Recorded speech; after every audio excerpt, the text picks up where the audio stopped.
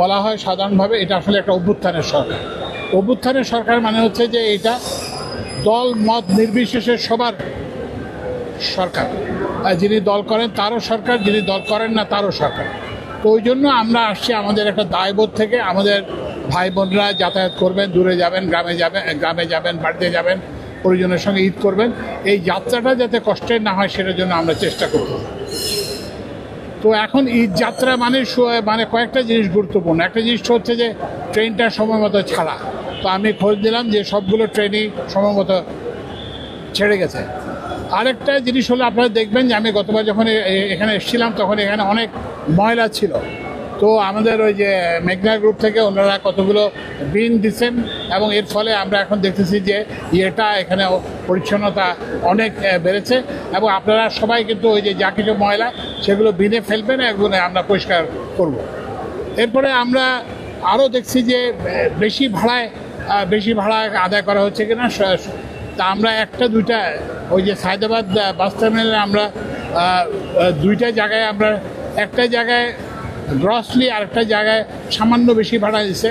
তো দুই ক্ষেত্রেই আমরা ওই যে প্যাসেঞ্জারকে টাকা ফেরত দেওয়ার ব্যবস্থা করছি এবং যে ক্ষেত্রে বেশি অনিয়ম হয়েছে সেখানে আমরা 5,000 টাকা লাল সবুজ পরিবহন বলে একটা পরিবহনকে ম্যাজিস্ট্রেট ছিল আমাদের সঙ্গে, ম্যাজিস্ট্রেট 5,000 টাকা জরিমানা করতেছে।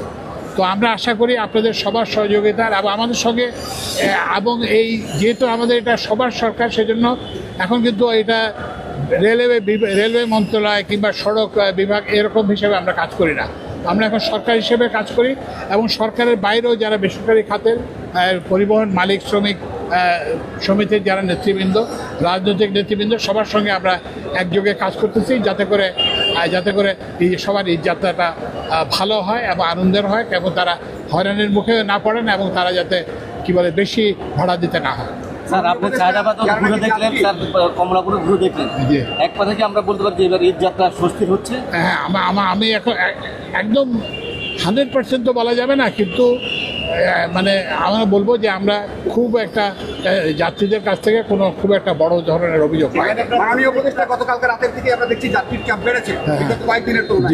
সেক্ষেত্রে যাত্রীদের যেটা দাবি যে ট্রেনের সংখ্যা আরো বাড়ানোর কোনো সুযোগ আছে কিনা? না, ট্রেনের সংখ্যা তো ট্রেন তো অ্যাকচুয়ালি দিয়ে দেওয়া হয়েছে। আপনারা জানেন যে আমাদের লোকোমোটিভ সংকট আছে, আমাদের কোচের সংকট আছে। এই সত্ত্বেও আমরা ট্রেনের সংখ্যা বাড়েছে, 44টা অতিরিক্ত কোচ দেওয়া হয় আর 5টা ট্রেন অতিরিক্ত চালু স্পেশাল ট্রেন ঈদের উপলক্ষে।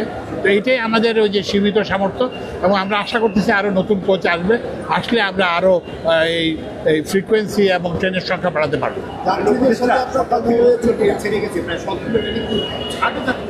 না, আমি বলছি আমরা ছাদের যাত্রী আমরা নিরুৎসাহিত করি এবং উনি বললেন যে উনি গতকালকে দেখছেন একটা ট্রেনে একটি মাত্র লোক ছিল। তো এখন এটা শোনেন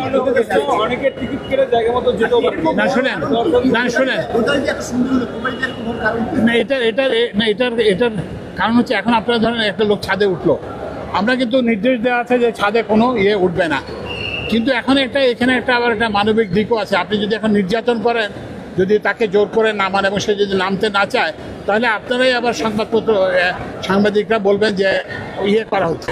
কিন্তু এখন থেকে আবার আপনারা যেহেতু এই কথাটা আবার তুললেন, আমরা আবার নির্দেশ দিয়ে যাচ্ছি যে ছাদের উপরে যাত্রী উঠবে না এবং ওই যে জানলা দিয়ে কোনো লোক ঢুকবে না, সবাই ওই ঢুকবে, এটা এনশিওর করতে হবে। সামান্য ভাড়া বলে ভাড়াকে কি আসলে বৈধতা দেওয়ার কোনো ব্যবস্থা? কোনটা ভাড়া? সামনে কোনটা?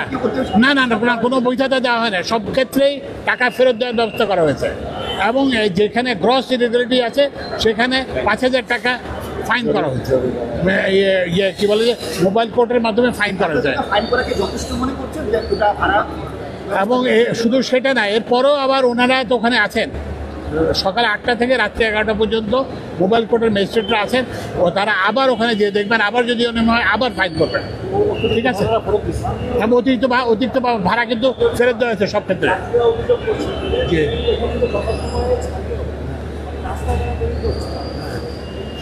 আচ্ছা, তো এইটা একটু এই যে যেটা বললাম, আমরা তো যেটা বললাম এই যে আপনারাই তো আমাদের জানার সূত্র, ওই জন্য আমরা এটা জানছি। এই যে এটা একটু দেখবা যে তোমরা যাতে এখান থেকে ঠিক মতো ছাড়লো, কিন্তু পথে যাতে আবার দেরি না করে, জি, স্যার। এইটা দেখবো। ঠিক আছে, ধন্যবাদ ধন্যবাদ। স্যার মোবাইল কি স্যার মোবাইল